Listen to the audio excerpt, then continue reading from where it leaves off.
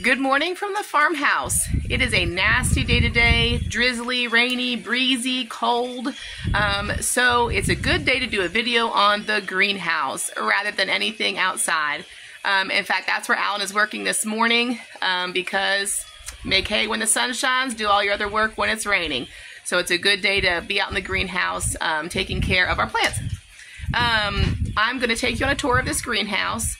It's actually off of our porch. It's kind of a funny story. I think we've had this greenhouse for maybe 4 years now, but we built it as a temporary place, just the back portion. I'm going to show you in a second, but just the back portion we built as a temporary place to start our plants.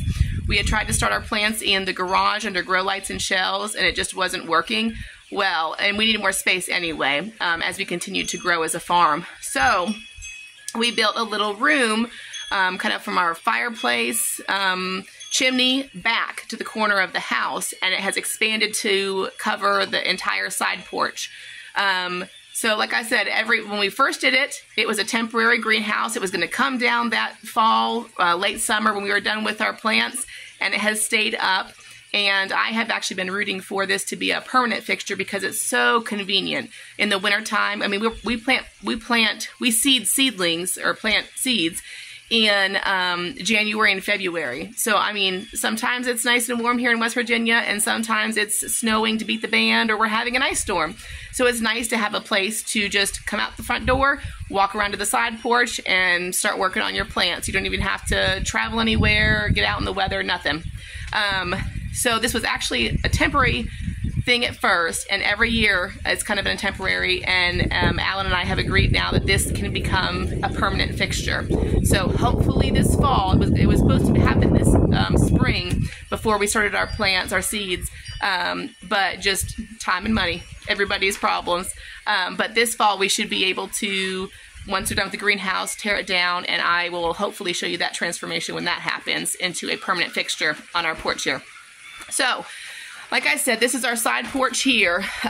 We have a wraparound porch, so we still have the front porch here, and which is a nice big space for us and for the kids. But I'm going to take you inside and show you what we've got going on in the greenhouse. Okay, this is the back part of the greenhouse. This was the original part. You can kind of see where we had some walls up here. We had a doorway here, but we've expanded into the area where I'm standing now, and I'll show you that in a minute. But I want to show you this part first because we germinate our seeds inside in the house in front of our French door windows, and then they're brought out here. So this is kind of like the next stage, and I thought I would show you how we do this, what the process is. So these are plug trays if you're not familiar, and these are the larger plug trays. We tried the smaller ones and they were so tiny and hard to get the plants out of. We find that these work better for us. But the reason we start with plug trays is just for space. You know, not all your seeds germinate typically, and so we can fit more seeds into a tray, which helps us with space. So we start them in these plug trays, and then they move. Alan transplants these to these 4-pack trays, and then eventually most of these things move into 4-inch pots, which I'll show you. So in this greenhouse, or the back part of the greenhouse here, we have got, let's see, 4 of the greenhouse shelves and then 1 big shelf back there. So we have got, this is a shelf of pretty much flowers in here. We sell these at the Country Roads Farmers Market. We're doing another plant sale at the Wild Ramp this year in May, and I'll post all those dates on our Facebook page. But we sell everything from verbena, celosia, 4 o'clock, hollyhocks.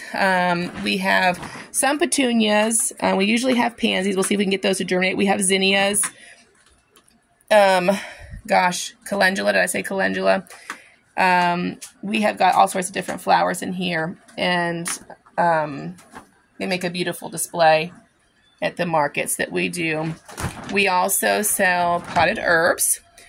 We should have about, I think I counted up 20 some again this year. So I can't remember all the kinds, but we have basil, fennel, oregano, chamomile, thyme, St. John's wort. We even have echinacea that we get to germinate.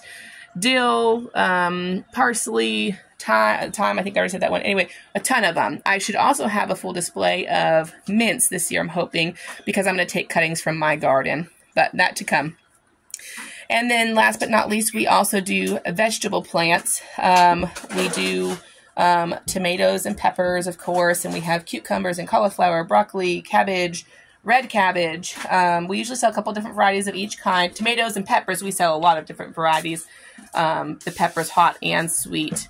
But yeah, we also sell some less popular, I guess, or not things that everybody wants, but we have chard, kohlrabi, leeks. We sell those kind of plants as well.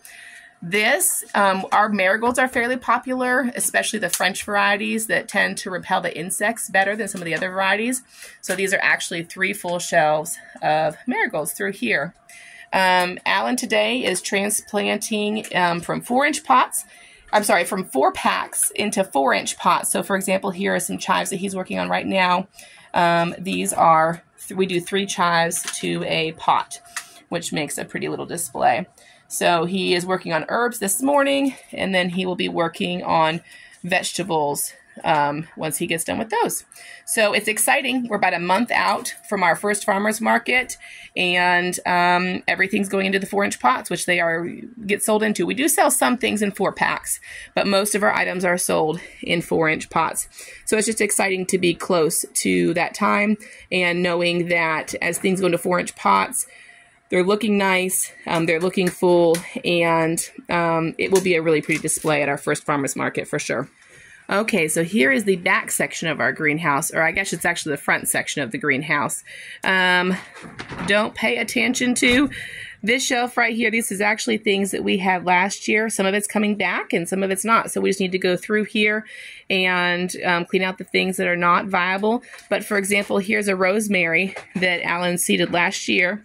And, you know, it's dead. It's got leaves falling off. Or I'm sorry, it's not dead, but it kind of looks dead. It's got leaves just falling off and yellowed. But if you look in here, there is new growth. And here is a new sprig down here. So we're actually going to cut this off right here and let this new sprig take off, put more energy into that one sprig. So there are items in here, you know, waste not, want not. No sense in throwing things out if they're still viable and alive. For example, I've got 3 lavender plants right there that I'm looking forward to planting in the garden. Those were from last year. So I guess on this side, this is kind of like our watering cart that we do here.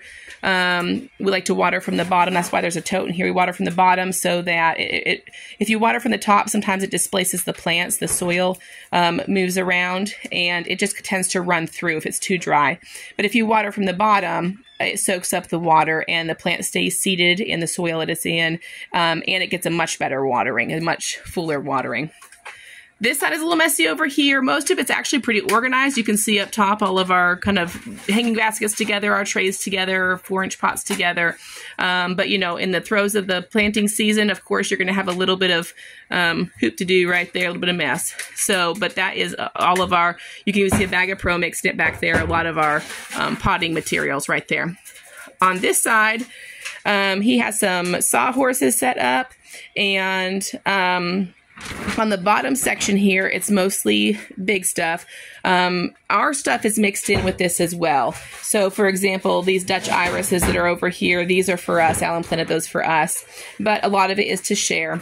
These here are blueberry plants that they're cuttings that Alan took, and they're doing great. Blueberry cuttings usually root in about 6 weeks.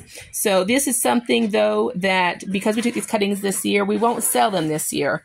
We'll sell them next year after we're sure that they've come back and that they're fully rooted. But we do have blueberry bushes for sale this year as well. So yeah, along here, just some bigger stuff. Those are my clematis, for example, here. But then we also have things to share, such as these Rosa Sharons. These are cuttings that we took last year, and they're coming back. The ones that Alan transplanted had roots, and they're coming back. So we know that those are safe to sell this year. We have Lily of the Valleys to share this year. Look at this gorgeous bleeding heart. Some of these are for us and some of these are for you, but look how huge that is. He's going to have to transplant that into a bigger pot. Gorgeous flowers on that. Beautiful plant. And then we also will have hostas. That's a new thing this year that we'll have for sale. So up top here are the tomatoes that Alan has that are in 4-packs right now.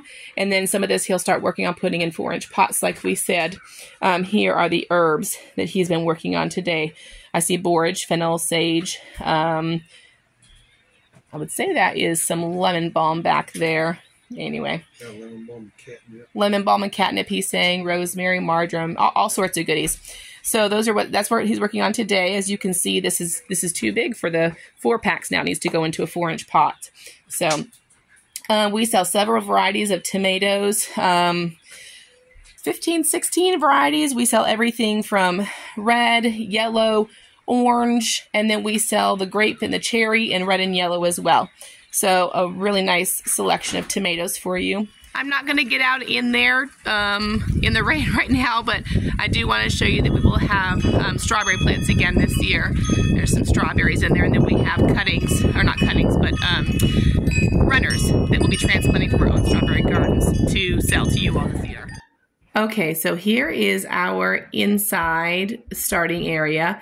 In front of our French doors here, the nice big windows give us it's the best place inside the house, in the warm house, to start our seeds.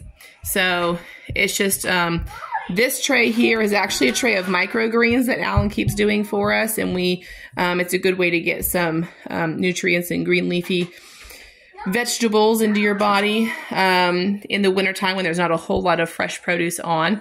So he's been growing those for us, which have been nice. I think he's been doing kale, broccoli, and he did some pea greens for us. I'm not sure what the other kind is in there. But we just have pretty much more vegetables, I think there's a couple of herbs in here, and some more flowers. For example, here, I know this is a whole tray of flowers. This is a whole tray of herbs over here. There's some more herbs. Something that Alan does that I really like is that he will stagger his planting. So, for example, at the end of January, beginning of February, he will plant his first round of seeds. And it will be usually herbs and flowers, things that take longer to grow. And then he'll wait 3 or 4 weeks and he'll plant another round of seeds. Of seeds. It'll be flowers and herbs. And he'll also start his vegetable seeds sometime in there. And then he usually does a third wave as well. And while he's doing all that, he's kind of looking at the things that have germinated and he's seeing what he needs more of. But it allows us to have a full display of plants throughout the entire month of May and then even through part of June. As he staggers those plants, it allows us to have fresh plants by the end of May, for example, because sometimes the plants that we have at the beginning of May will be too big by the end of May. So it makes sure that we have a nice display of plants that are growing at the correct rate and nothing is stunted as you put it into the ground. These are raspberries and grapes that are for us. But this row here are the asparagus plants that we'll sell this year. These over here are blueberries, and then we have blueberries that we're taking from our own stock. These are our raspberry plants, and these are our blackberry plants. They're all cleaned up. We'll probably take them out, add a little bit of dirt to the bottom, put some rabbit manure in them for fertilizer, and then put the plant back in as the dirt has settled. And as we weeded throughout last year, it took some dirt out. So there you have it, a tour of our greenhouse and all the plants that we'll have available for sale this year, plus plants that are going in our garden that will hopefully produce produce for us and for you all. As far as plant sales go, we will be at the Country Rose Farmers Market in Valley Park in Hurricane, West Virginia every Saturday, especially through May, because that's when most of the plants sell in this area. We will be there from 9 a.m. to 1 p.m. every Saturday. We are also have scheduled a plant sale with the Wild Ramp in Huntington again. So I will post that date as it gets closer on our Facebook and Instagram accounts.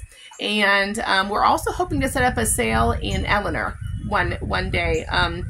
Thinking about maybe trying to find a store that we can sell in front of for the Mother's Day yard sale, the big town-wide yard sale that they do in spring for Mother's Day weekend. And that will probably be a Friday. But once again, I'll post that as well.